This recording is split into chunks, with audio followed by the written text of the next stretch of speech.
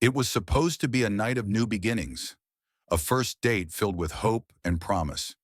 But Erin Marie Gilbert never came home. For 2 long years, her family lived in torment, haunted by questions with no answers. Then in the darkest silence, a single silver bracelet appeared, a fragile thread pulling them closer to a secret the forest fought to keep hidden. What happened to Erin? And who stole her away into the shadows? The summer of 1995 in Alaska was vibrant, the air thick with pine and the distant hum of celebration. July 1st marked the start of the Girdwood Forest Fair, a small-town festival hidden beneath towering evergreens and nestled between mountains that wore clouds like scarves. The fair was known for its wild spirit, booths brimming with handmade jewelry, laughter from costume performers, music that echoed through the woods, and the scent of kettle corn floating in the air. It was a place where the world felt safe and joy was ordinary. For the 24-year-old Erin Marie Gilbert, this festival was just supposed to be a sweet escape, a breath from the routines of her life in Anchorage, and perhaps the beginning of something new. Erin had always been thoughtful, bright, and creative. She had moved to Alaska to start fresh, find independence, and maybe discover herself in a place as wild and free as her heart. Her sister Stephanie described her as sensitive but strong, someone who didn't just speak, she listened. Her life was unfolding quietly. She worked at a local salon and was taking steps to become a licensed beautician. She dreamed about one day opening her own small business. Love wasn't her main focus, but when she met David Combs, a quiet local man, something about his easy demeanor encouraged her to say yes to a first date. That Saturday, Erin got dressed with care. She wore jeans, a black leather jacket, and her favorite silver bracelet, a thin chain engraved with her initials, EMG, a birthday gift from her mother years before. It was delicate, timeless, and personal. She never took it off. As she left the house that afternoon, she smiled softly and said she'd be back later. She didn't know it would be the last time her family would see her alive. Erin and David drove together from Anchorage to Girdwood. It was just under an hour, a scenic route winding through forests and mountains. They arrived in the late afternoon. The fairgrounds were buzzing. Children chased bubbles. Artists sold hand-woven scarves. Bands played folk music on makeshift stages. It was the kind of day that seemed immune to tragedy. Witnesses later confirmed seeing Erin and David walking together, buying drinks, holding casual conversations, laughing even. Nothing seemed off. But as the sky dimmed and the crowds began to thin, so did the certainty of Erin's fate. David later told police that around 6 p.m., the car wouldn't start. He claimed he left Erin near the fair entrance while he went in search of help, walking to a friend's house nearby. When he returned about 2 hours later, Erin was gone. Not just absent, gone, as if the trees had opened and swallowed her whole. He searched, asked a few people, waited, then eventually drove home, alone. At first, Erin's family thought she might have decided to stay with friends, or that maybe she had gotten a ride back and forgot to call. But when Sunday passed without a word, no phone call, no appearance at work, the dread began to bloom in her sister Stephanie's chest like a storm cloud. Something was wrong, terribly wrong. The police were notified, but initial urgency was lacking. After all, Erin was an adult. Maybe she just went off for a while. Maybe she needed space. But Stephanie knew better. Erin wasn't impulsive like that. She wasn't the kind of person to disappear without telling anyone, especially not her sister. The bracelet, the smile she wore when she left. Something was terribly, horribly off. Within days, the search began in earnest. State troopers and volunteers canvassed the forest. Helicopters flew overhead. Dogs combed the mossy undergrowth. People at the fair were interviewed. Flyers were posted around Anchorage and Girdwood. But nothing was found. No torn clothing, no footprints, no dropped bag or broken phone. And most haunting of all, her bracelet, the one thing she never removed, was also gone. The fairgrounds, so full of life that day, now felt cursed. David Combs cooperated, answering questions calmly. His story never shifted. The car wouldn't start. He left to find help. When he returned, she was missing. Some found his behavior odd. Why leave a woman alone at a busy fair? Why not ask someone nearby for assistance instead of walking blocks away? But without evidence of foul play, there was nothing police could do.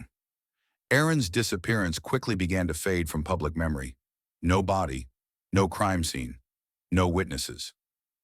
The story didn't make national news. It was a mystery without a beginning, a tragedy without a middle, and a heartbreak without an ending. Her family, especially Stephanie, refused to let go. They kept calling the state police, kept putting up new flyers when old ones tore, kept waiting, hoping, dreading. As weeks became months, and months turned into years, Erin's name became a whisper. The trail went cold. The trees of Girdwood stood silent, as if guarding a secret. But somewhere in those woods, beneath a carpet of wet leaves and roots tangled with time, Erin waited. Her story wasn't over, and neither was the grief of those who loved her. The bracelet that once clung to her wrist, a symbol of her youth, her family, her identity, would one day find its way back to the light, and with it, a storm of truth would begin to rise. But on that fateful night, July 1st, 1995, in the heart of a festive crowd, amid laughter and music and the scent of roasted almonds, Erin Marie Gilbert simply vanished, leaving behind a family shattered, a community confused, and a mystery that would haunt the forest for years to come. 2 years had passed since Erin Marie Gilbert vanished after her first date at the Girdwood Forest Fair, and the Alaskan wilderness remained untouched, as if nothing had ever happened. But to her family, especially her sister Stephanie, every rustling leaf, every whisper of wind through the trees, carried the weight of a name not yet laid to rest. In the beginning, there was hope. Search parties came with dogs and helicopters. The community showed up with boots and flashlights. Police questioned the man who was last with her, David Combs, but he insisted his story hadn't changed. The car wouldn't start, he went to get help, and when he returned, Erin was gone. But days turned to weeks. Weeks stretched into months, and the world moved on. For most. Stephanie Gilbert never did. She clung to the image of her sister that morning, dressed in jeans, a black jacket, and her favorite silver bracelet, the one engraved with EMG. She remembered the way Erin smiled just before stepping out the door, full of that quiet excitement that comes before the unknown. "I'll be back later," she'd said, but she never came back. The case went cold. No leads, no remains, no crime scene. Just a gaping hole where a life used to be. Erin became a photograph on missing posters, a question mark in a file cabinet. Her name faded from headlines, lost in the noise of newer tragedies. But Stephanie refused to accept silence as closure. Every few months she drove down to Girdwood. She'd walk the trails near the fairgrounds, sometimes alone, sometimes with old searchers. She'd sit on benches where the music once played and close her eyes, trying to imagine where Erin might have gone, or who might have taken her. She kept asking the same questions, long after others stopped listening. Why would Erin leave without her purse, her ID, her bracelet? Why would she not call, not write, not come home? Something was wrong. Stephanie knew it in her bones. The forest knew too. And then, the weather turned. In July of 1997, a relentless rainstorm battered the area. For days it poured, flooding ditches, swamping trails, sending debris into every pipe and drain near the Girdwood Fairgrounds. When the storm passed, the city sent maintenance crews to clear the clogged storm systems. It was early morning when one worker crouched over a drain at the edge of a service road, a spot nearly invisible beneath wild overgrowth. As he pulled away mud and tangled branches, something caught his eye, a glint. Metal. He reached in, expecting a broken can tab or scrap wire. What he lifted instead made his breath catch. A silver bracelet, thin, worn, engraved. EMG. It had survived the rain, the years, the silence. It had found a way to surface. Police were called. Stephanie was notified.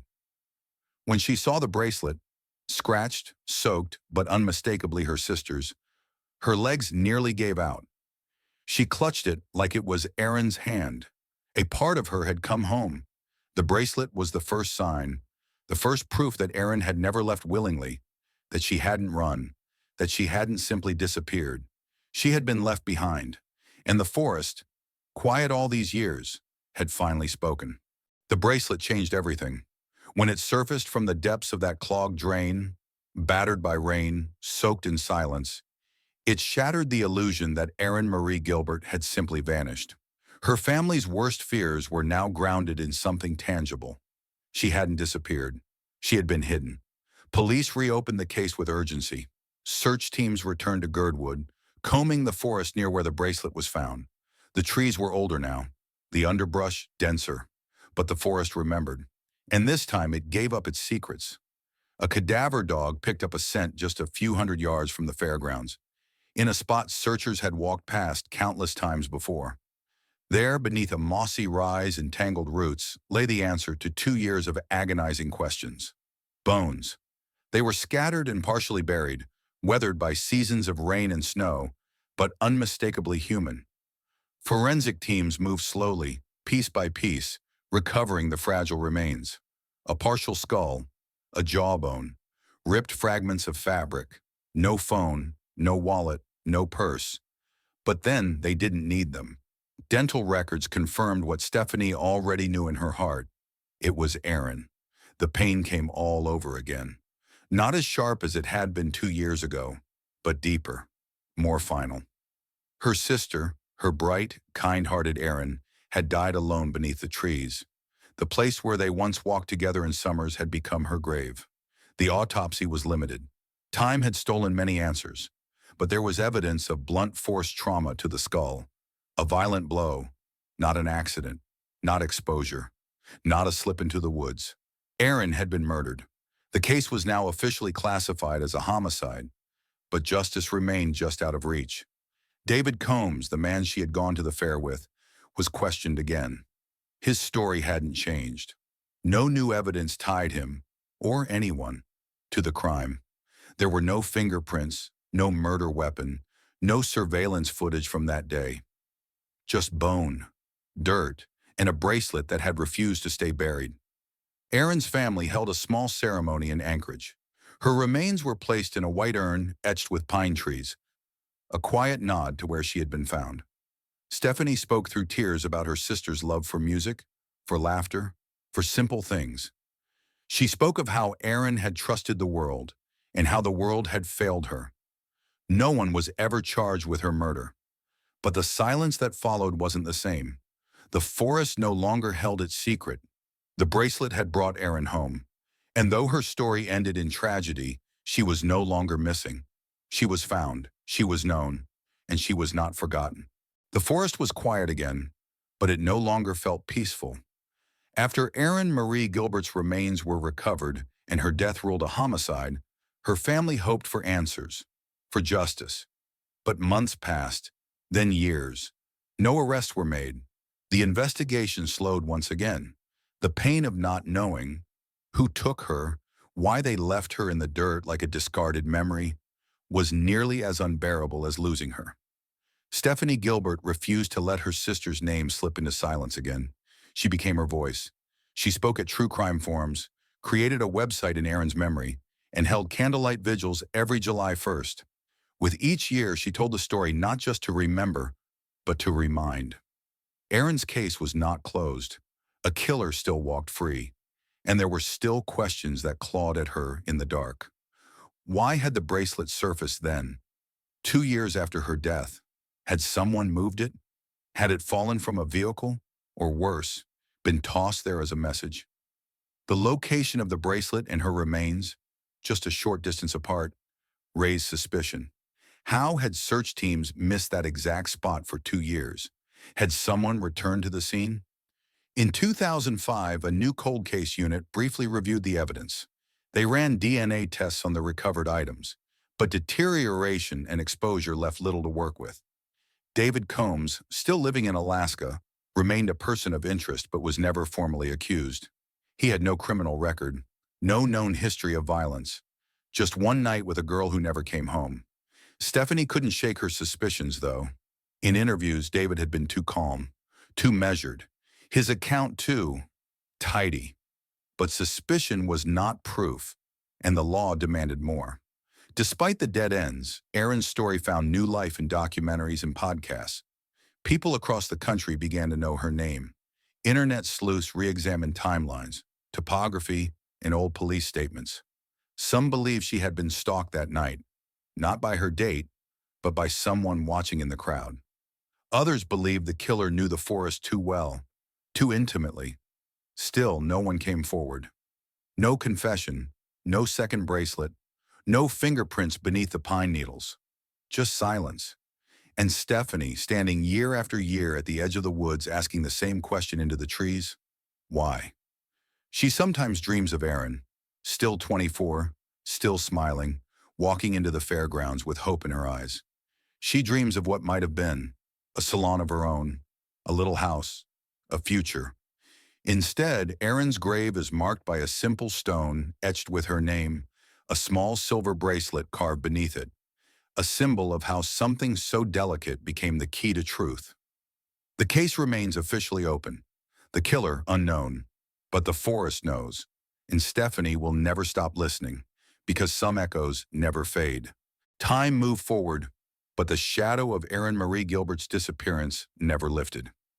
It stretched across every corner of her family's life, across the small town of Girdwood, and across the conscience of a community that once celebrated under the glow of festival lights, on the very soil where Erin had taken her last breath. Erin was buried, yes. Her remains laid to rest. But peace never truly followed. For Stephanie, grief took on new shapes. It wasn't just sadness anymore. It was obsession, anger, and an aching desire for resolution. She found herself going over the case files at night, replaying interviews, statements, timelines, hunting for a crack in the story. David Combs' name circled endlessly in her mind, like a riddle refusing to be solved. Why had his account never changed? Why hadn't he noticed anything unusual? Or had he noticed and just never said? Stephanie began attending victim advocacy groups, meeting other families broken by unanswered crimes. Some of them had waited decades for justice. Others had accepted they would never get it. Stephanie didn't know which group she belonged to. Not yet. She still carried the weight of hope, but it was heavier now, more like a burden than a comfort. And something else kept her up at night. The bracelet. What if it hadn't simply surfaced from the drain because of the rain? What if it had been left there, placed deliberately to be found? A taunt, a clue, or worse, a signal. The timing was too strange. 2 years of complete silence, and then the one object most connected to Erin's identity appears in the open. The thought haunted her. Had someone come back to the scene? Had the killer been watching all along? She wondered about that summer fair in 1995, about the crowd, the strangers, the performers, the vendors, the parked cars lined up along the edge of the woods. Could someone have seen her and followed? Could Erin's killer be someone whose name had never even entered the investigation? The police offered nothing new. "We're doing all we can," they said, but years passed with no new leads. The world was moving on, and the shadow began to settle, not because the truth had been found, but because it had been forgotten by those who hadn't lived it. But Stephanie never let go. Every July, she returned to the fairgrounds, not to enjoy the music or the food, but to stand silently among the trees. To remember the last place her sister ever stood, she left a flower, a note, a whisper into the wind. "Come home," she sometimes said, not knowing if she meant Erin or the truth or both. And still the shadow lingers. The forest has given back the bracelet, the bones, the silence, but not the name, not the face of the one who ended her sister's life. And until that final truth comes, Erin's story and her sister's vow remains unfinished.